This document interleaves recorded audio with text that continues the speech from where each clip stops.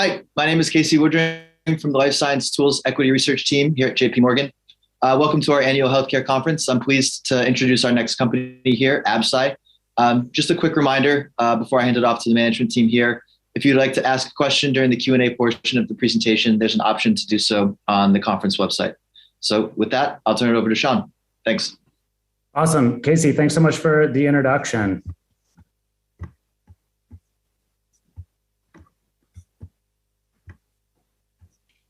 Yeah, no problem. I'll let you get to it.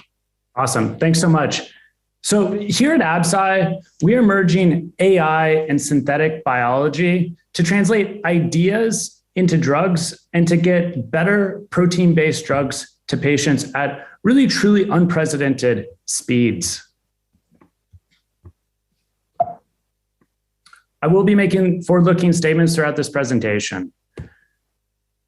So as a lot of you know, one of the biggest breakthroughs this last year in biotech came from AI, AlphaFold, being able to predict protein structure from the amino acid sequence. And this is really where the industry is headed, merging AI and biology together to transform patients' lives. And in our case, we're leveraging really exciting proprietary wet lab data here at Absci, along with cutting-edge AI, to ultimately get better protein-based therapies to patients. So why is AI important for protein-based drug discovery? Well, if you look at an antibody sequence, there are more sequence variants in an antibody than there are atoms in the universe. And only a subset of these sequences are actually biologically viable. And the current high throughput wet lab screening techniques that are available today only screen a very small portion of the possible universe. It's like a drop in the ocean. And not only that, many of them are not suitable for drug candidates. So you're not actually hitting the sequence window that is necessary. And this is seen by the success rate from going from idea to approved drug product of about 4%. But what we're doing here at Absci is leveraging our proprietary wet lab data along with our cutting edge AI to enable Absci to explore more of the right sequences, ultimately getting better drugs to patients at truly unprecedented speeds. So how do we do all of this? Well, we do this through our integrated drug creation platform. We are a data-centric company, and our data engine all starts with our SynBio platform, which I know a lot of you are familiar with. So this starts off with our SoluPro E. coli strain, capable of producing large, complex mammalian proteins. And then that is paired with our proprietary high-throughput screening technology that allows us in a single experiment to screen billions of different drug candidates or protein-based drug candidates, looking at their functionality and manufacturability, all in a single experiment within a few hours. Now, this is compared to screening in the tens of thousands within a couple of weeks. And so the throughput that we have, the quantity as well as the quality of data allows us to leverage AI to allow us to design and predict better protein-based biologics. But it all starts with the data. The data is key, and we have the technology that allows us to generate that data. The reason why Google is never going to be displaced is because they have that pipeline of data. And that's exactly what our SynBio platform allows us to do. Now, our second data engine is our Toshin target engine. Now, if you look at the approved biologics today, a majority of them are going after the same 12 targets. And in order to solve and be able to help prevent these diseases or cure these diseases from happening, we don't only have to look at the drug candidate itself, but we also have to look at the target. And we have a technology here that allows us to take patient samples, extract out the antibody sequences, reconstruct those, and then screen them in the lab against a whole proteome and find the antigen that pairs with the antibody, allowing us to discover brand new targets. And we're feeding in all of this data into our AI. We're showing our AI what a human antibody should look like. We're also throwing in all the protein-protein interaction data as well for what antibody binds to what target. And so this is our second source of our data. So we have our SynBio platform and then our Toshin target engine. Now, what is this allowing us to do? This is allowing us to see our big vision through, really the holy grail, being able to go from patient sample, predict the target, the protein-based therapy, as well as the associated cell line, all fully in silico. And this is all because we are able to generate the data necessary to feed our cutting-edge AI models. Now, we're not there yet, but we are creating the bleeding edge. And I'd like to walk you through 3 case studies to show you how this is real and how we are on the way to going fully in silico. The first example that I'll be talking to you about is deep contextual language models that generate antibodies with specific target affinity. The second one is on manufacturability. AI functional embedding to identify novel chaperones that increase titer and quality of a protein biologic. And the third one is our non-standard amino acid technology that allows us to continue to out-evolve nature and design better drug candidates for patients. So the first case study, Absci's AI-enabled drug discovery platform. As I mentioned previously, we are creating the bleeding edge. And we have just had a huge breakthrough here at Absci with AI for protein-based drug discovery. And what we've done here is we have figured out a way using our AI to be able to predict affinities that have high correlation with values measured in the wet lab. And so the previous state of the art was being able to take a trastuzumab sequence and be able to predict whether it would bind to the HER2 target. Now, this was binary. Did it bind or did it not? And what we've done here at Absci is be able to take a trastuzumab sequence and be able to predict its affinity with very high accuracy and correlation. And you can see this from the plot on the right-hand side, the AI predicted versus the actual. And we have very high confidence and accuracy. And this is the first time that this has ever been done. Again, this is showing you that we are indeed on the bleeding edge and we are on the quest to be the first to go fully in silico. The second case study is on manufacturability. So one of the dirty secrets in pharma is that you can discover really exciting novel biologics, but a lot of times they can't get to the clinic because you can't manufacture them. So how can we leverage AI to help us enable cell line development? So not only discover the best drug candidate, but ensure that you can manufacture it.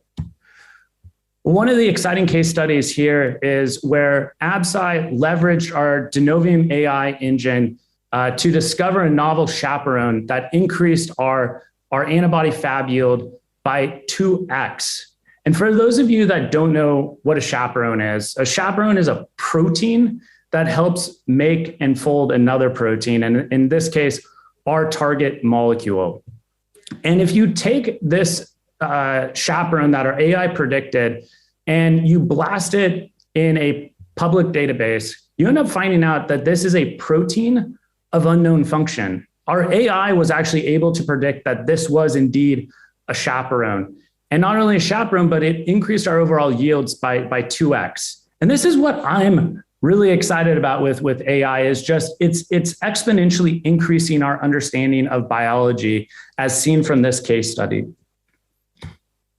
Now, the third case study is on bionic proteins and bionic SoluPro, incorporating in non-standard amino acids into proteins to allow our partners to really out-evolve nature and design the best biologics to meet their needs. So protein or non-standard amino acid technology has been around for quite some time. And one of the issues that companies have run into is being able to commercially scale this. We've figured out a way to do that. And so now that it is commercially viable, what are applications that can be used? Well, first off, you can incorporate in a non-standard amino acid into a particular site of a protein and then attach an ADC warhead. Or maybe you want to attach a PEG to increase the overall half-life. So the data here really illustrates how we have been able to make non-standard amino acid incorporation into proteins a reality and commercially viable. We've shown when we incorporate in our non-standard amino acid into trastuzumab, we can produce it at right around a gram per liter, and we have very low misincorporation rates, less than 1%. And again, this is allowing our partners to be able to attach different modalities to proteins to have them achieve the biology that they want or out-evolve nature. So I've laid out how we are on the bleeding edge or creating the bleeding edge, and we are on the quest to go fully in silico. So how do we monetize this? Well, we are not a traditional biotech company developing our own drug assets. We're also not a service company or a fee-for-service company. We are a technology company that is sharing in the upside with the drug candidates and cell lines that we discover. And so with a single program that we work on with a partner, we receive upfront payments for the work, and they pay us for the work. And then we tech transfer, we get an exercise license fee, and then we get milestones as the drug progresses through the clinic, and then ultimately royalties on net product sales. And that's the milestones and royalties is really where the long-term value lies. And we like to look at this on an NPV basis. So how many programs are we doing each year, and what is the NPV associated with that? And so the NPV that we normally get for cell line development and drug discovery ranges between $10 and $20 million. And this is fully risk adjusted. So for discovery, we assume a 4% success rate throughout the clinic. And with cell line development, it's 8%. And with the other assumptions seen here, cell line development ranges anywhere from 10 to 15 million NPV, and the drug discovery ranges between 15 and $20 million NPV. And so you can see that if, let's say, we did 10 programs this next year, we would be generating $100 to $200 million of really lifetime value. And that's really where we want investors to be focused in on, is growing the number of programs and what is the NPV and the long-term value of each of those programs that we are working on. So we do value-based pricing here at Absci. So the more value we bring, the higher the NPV. Cell line development is going to be a lower NPV because we don't provide as much value. Versus, target discovery or drug discovery, you're going to be in that $15 to $20 million range. Again, we do value-based pricing, more value, higher NPV. Now, I'm really excited to announce we have a partnership with Merck that was announced on Friday. This really illustrates how when we have a successful program with a partner, it can evolve to be something so much bigger. And so the history of Merck was we had an active program with them in cell line development.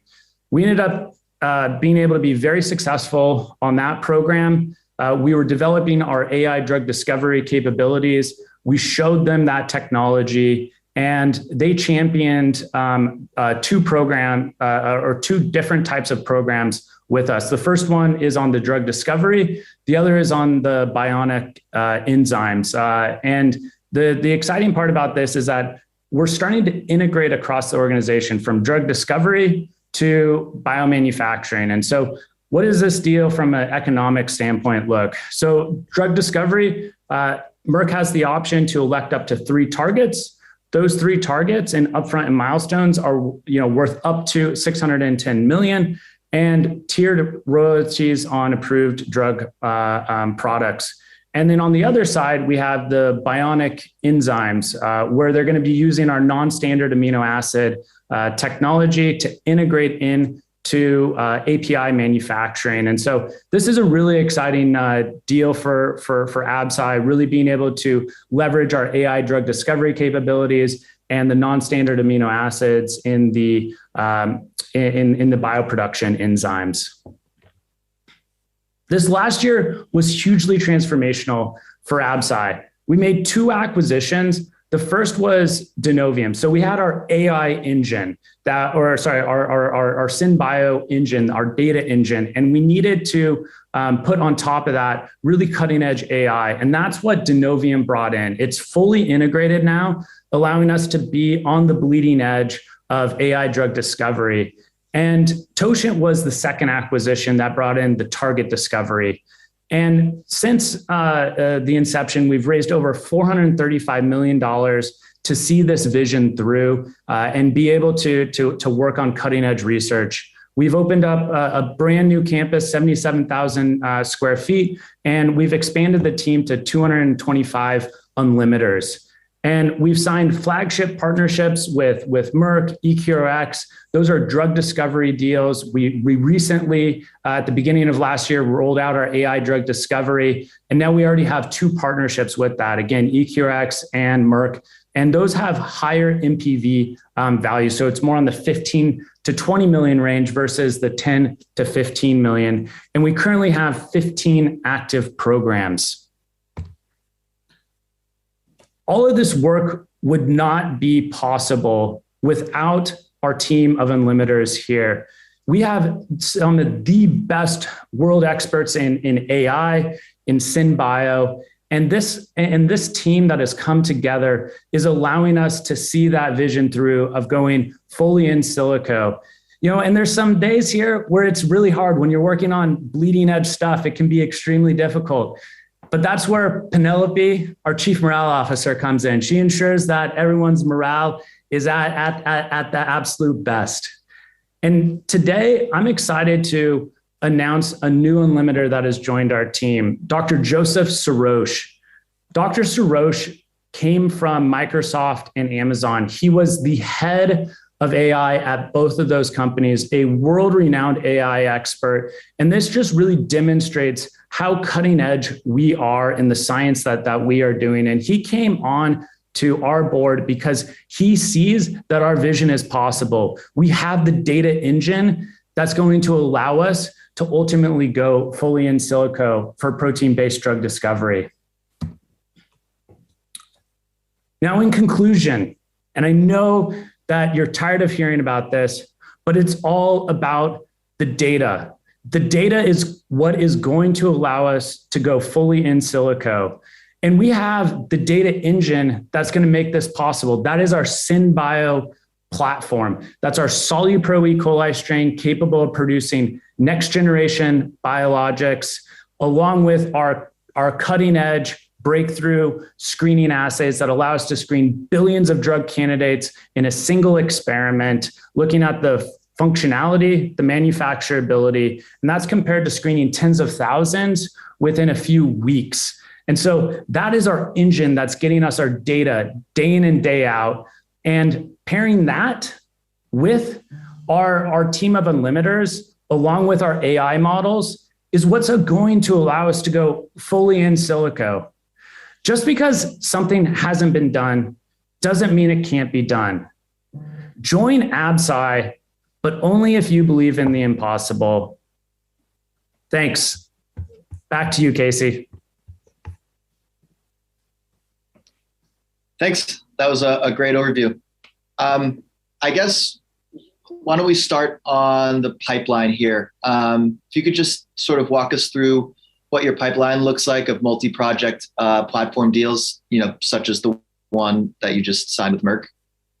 Yeah, definitely. So we are seeing a huge trend in multi-program deals. You saw it with EQRx, which was 3 deals.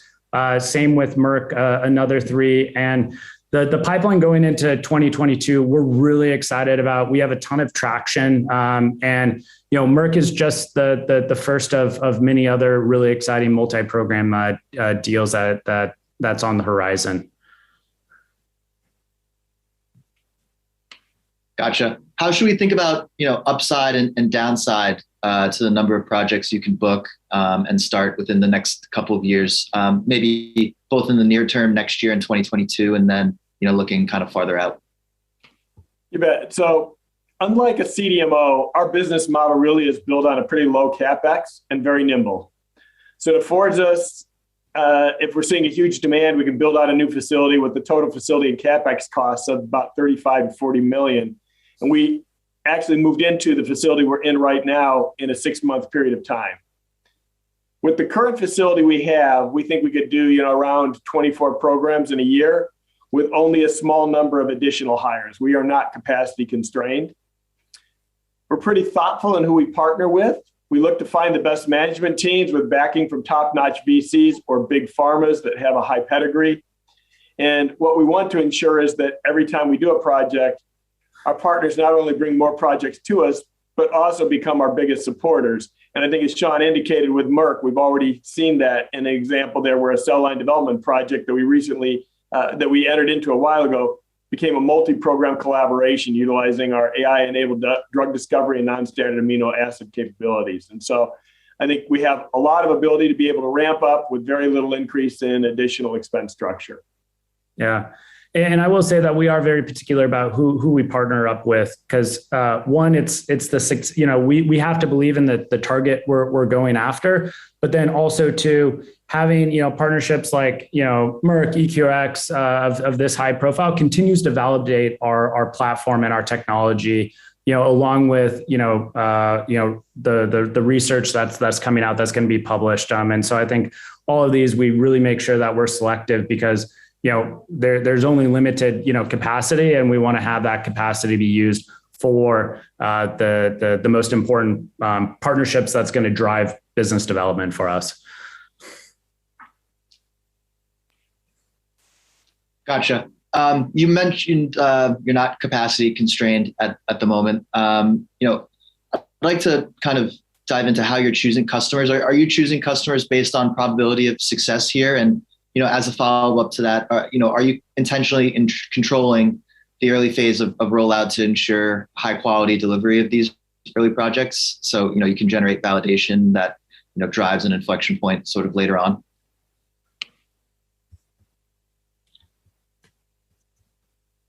Matthew, want to take that? Did you want to take that one, Matthew? Yeah, why don't you take the first part, Greg, and I'll pick up the second piece. Well, actually, it might be Sean's the one closest, I think, on the deals and actually how we're choosing and we're partnering with them in terms of the assets and this, the focus there. We clearly, everything we're doing, we are wanting to make sure that they're well backed, that these are drugs that are going to move forward, that have a high probability of being able to be funded and go into the clinical programs, because that's where our revenue and our real value comes, is getting these drugs through the process and hopefully approved at final state. And so we are selective in making sure that these are companies that we believe are positioned to be successful and will have the funding to be able to move their products forward with partners. Maybe with that, turn it over to Matthew.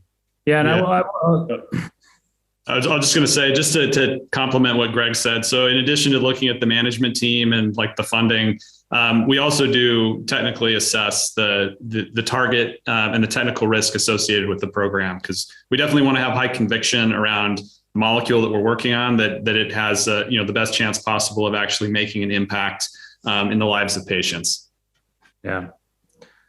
And we also want to partner with, large pharma and biotech companies that really see AI as the future, because it is. And so we want to just partner with thought leaders in the space. I think that also helps just drive more successful and better collaborations when you're aligned with the partner on where the future is headed. Gotcha. Makes sense.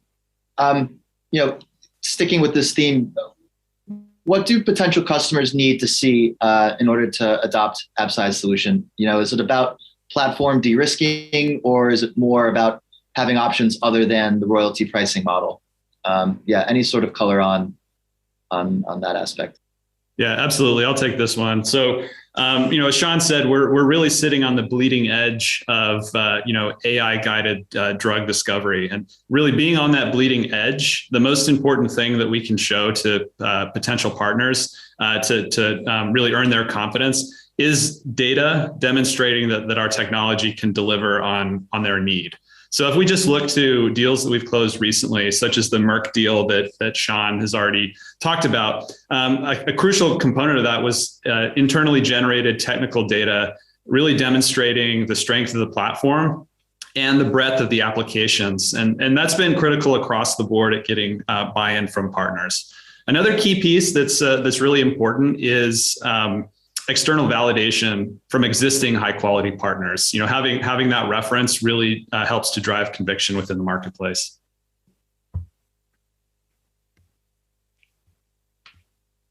Gotcha. For biopharma companies specifically that are currently using mammalian cell lines or alternative microbial expression systems for next gen biologics, are there any barriers to switching to Absci for their upcoming new drug projects?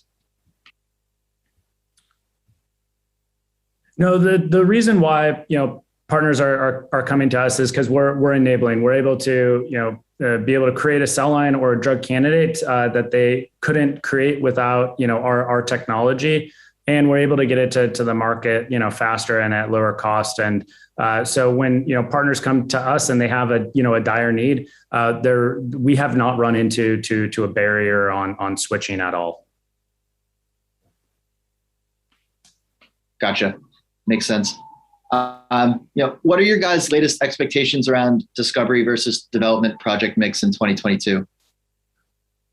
Yeah, so we're the guidance that we are giving for the street is 8 active programs this year. Merck is 3, so we have 5 left. And Merck was those 3 were discovery, and we definitely see a majority of the programs this year being drug discovery versus cell line development. Gotcha. How important of a role do CDMOs play in next generation biologics? And besides your existing partnership with KBI, what's your strategy of penetrating other CDMOs? And maybe how attractive or feasible is the CDMO opportunity relative to biopharma? Maybe you can just kind of compare and contrast the two. Yeah. So CDMOs don't really play a critical role in helping us close deals with partners because CDMOs are typically only involved in the late stage manufacturing activities, if at all. Many times, if we're working with a big partner, they have their own in-house manufacturing capabilities. But relationships with CDMOs do help us streamline the transfer of technologies from our facility to CDMOs. When partners elect to use those for manufacturing, when it comes time for the GMP manufacturing portion. As you alluded to, we've been fortunate to build high quality relationships with many CDMOs, including KBI, to really help streamline bringing these processes to the market. And in the specific instance of KBI, we've already successfully demonstrated that we can transfer and scale up our SoluPro E. coli strain from our facility to theirs. And this existing relationship is helpful when we want to move fast.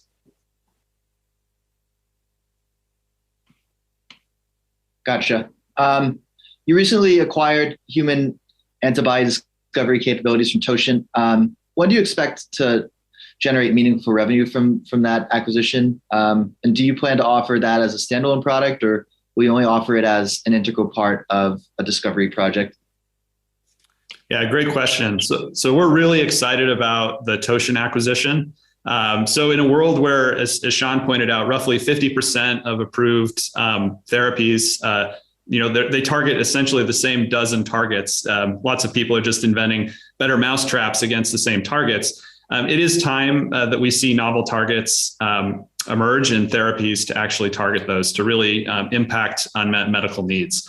And the Toshin platform that we've acquired enables us to leverage data taken directly from patient tissue samples to identify these new targets and to develop therapies against them. So the platform is useful in many ways. It also generates large amounts of data, as Sean alluded to, that we can use directly internally for our AI training efforts. For example, large amounts of fully human antibody sequences, which is a primary output of the Toshin platform, enables us to train our models to design antibodies that look human, which allows us to minimize the immunogenicity risk associated with many engineered antibodies. And additionally, the data on antibody antigen interactions, which is also a product of this platform, is very valuable from an antibody design perspective as we look to design antibodies fully in silico from scratch. So our vision is to stand up an integrated AI platform that allows us to go directly from those patient samples to new drugs fully in silico at the click of a button. Regarding monetization, which is a point you brought up, in addition to integrating this technology into our existing tech stack and making it available to partners, which is something we're already doing, we're also looking to develop some of our own assets internally and partner them out pre-IND. Yeah, and I will say to that monetization, the data that's being fed in is already training our models that are being used for both EQRx and Merck. So, we are already seeing, monetization out of the data that Toshin has already generated for us. Gotcha. Maybe a follow-up on Toshin, and I know it was brought up on the 3Q call, but maybe you guys can sort of give some more color on the diagnostic opportunity. Just wondering kind of your updated thoughts around that. Yeah, I would say that, we are currently not, pursuing, diagnostics. Our sole focus is being able to partner with large pharma and biotech to develop therapeutics and, the associated cell line. And so as we penetrate that market and, we become the market leader there, we do see ourselves going into, other industries or other areas within healthcare. Gotcha. Maybe going back to the technology, what advantages does the SoluPro E offer compared to alternative methods such as chemical conjugation or other microbial expression systems? Yeah, so SoluPro E. coli is Absci's proprietary microbial expression system, and it's just one component of our broader technology stack. One key differentiator of SoluPro E. coli, if you compare it to, say, mammalian or yeast-based systems, is the size of libraries that we can build and the speed at which we can build them. And when we couple that, increase in size and the speed with our proprietary screening assays, we're able to generate massive data sets that we can feed into our AI models to enable the AI-guided drug discovery that Sean presented on. So for example, the case study that Sean presented, using this approach, we've successfully constructed AI models that can be used to design antibodies with a desired binding affinity for a target of interest. One additional advantage is that SoluPro E. coli can be used in itself as a scalable manufacturing solution for the drugs and molecules that we design. And the ability to generate a manufacturing solution during the discovery process, which is a byproduct of the way that we do our discovery process, it really allows us to further accelerate our partners' drug development timelines because we essentially obviate the need for any subsequent cell line development activities. Yeah. But just to really hit home again, SoluPro E. coli is along with the screening the proprietary screening assays. That's really the engine that generates that data. We wouldn't be able to do that, without our SoluPro E. coli or the screening assays that we've developed. And so that's just a really core piece to the data generation to be able to predict and design better, protein biologics as well as the associated cell lines. Gotcha. How would you describe the industry's current level of awareness for SoluPro? What are your strategies for further increasing market awareness via sales and marketing efforts or otherwise? Yeah, it's really twofold. It's continuing to publish on data that shows us creating the bleeding edge, just like I showed today, being able to predict the protein affinity off of the sequence, and subsequent advancements that come out. That really helps drive and convince our partners that we are on the bleeding edge, and that they we have value, a lot of value we can provide because of that. And then the second is continuing to announce and close high profile deals like Merck and EQRx that just provides validation within the marketplace as well. And so focusing on again, publication of the exciting work that we're doing on our vision of going fully in silico, and then continuing to develop very high profile partnerships. That's going to be the basis for our growth in the future. Sorry, I was on mute. AI is a key piece to your long-term story. Where does your capability stand now in terms of AI, and how much of your current discovery workflow is handled by AI versus humans? Yeah, so it just goes back to the presentation. Again, we right now are creating the bleeding edge. We showed for the first time ever we can take a antibody sequence and predict the affinity to a target. And that is demonstrating again that we are taking major steps to really seeing this whole process be fully in silico, and we are on that bleeding edge, and we're really couldn't be more excited about just the full stack that we've got. It's a closed loop system. It's that SynBio platform generating all that data, along with the some of the most cutting edge models, and scaling those as well with large tech companies. I think all of it together is really showing that we are the leader in AI drug discovery for protein-based biologics. Matthew, please chime in if I missed anything there. No, I think that's a really good summary. Gotcha. Maybe, a follow-up to that. How much ongoing cash burn do you think you need to, fully develop your AI capabilities? And then I guess that leads into the all-important question, what are your current expectations around cash burn, and do you have a break-even timeline? Sure. So first, we're going to be sharing a lot more detailed guidance on operating expense and cash flow when we report on our Q4 earnings. However, we are currently making fairly substantial, important investments in the platform capability. I think as we talked about earlier, we will be able to increase the number of partnered programs we're doing over the next couple of years without really having to hire very many more people within the operations. AI itself, to talk about the investment specifically, everything we're doing is feeding the AI engine. There's some very specific aspects of AI. There's individuals that are only engaged in the modeling or so forth, but really everything we're doing is feeding that engine. It is generating data. It's positioning it so that it will become capable of doing the in silico work that Sean's discussed. And so from that standpoint, I don't know that we could specifically say, well, what is the AI investment, because it really is broadly based. It's integrated in the core of what we do.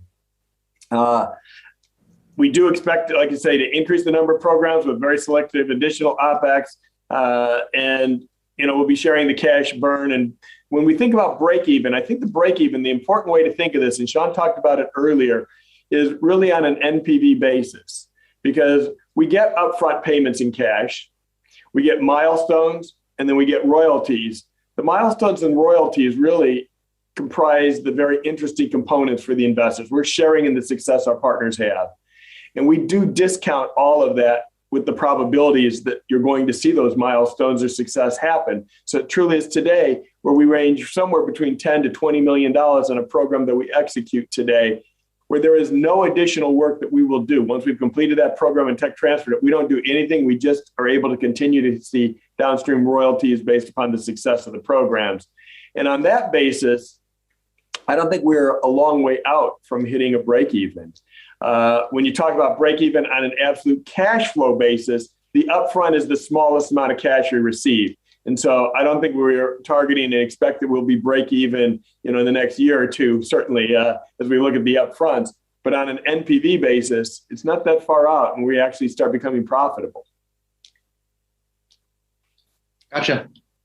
We're bumping up to the end of our time here. I guess I'll toss it back to Sean for any closing remarks, and would be curious to hear your guys' thoughts on maybe what investors are missing with the story, if anything. So, yep, I'll throw it back to you guys. Yeah, I'm just going to go back to it's all about the data, and the reason why Absci is going to be the first to go fully in silico for designing and discovering protein-based therapies is because of the SynBio platform that allows us to get the data at the throughput and the quantity that's needed, as well as the quality. And then we're feeding that into our cutting edge, AI models. We have some of them, like the most world expert, AI folks that are on our team. And, that's also demonstrated too today when we announced, Dr. Joseph Sarosh, the former head of AI of Amazon and Microsoft that joined our board. And we're really excited about this year. And, Merck is just the first of many exciting partnerships that are going to be coming. But today, or the 2022 is ramping up to be a very exciting year for Absci. Definitely. All right. Well, this was a great overview. Looks like we're out of time here. So thank you to the Absci team, and have a great rest of the conference. Awesome. Thank you so much, Casey.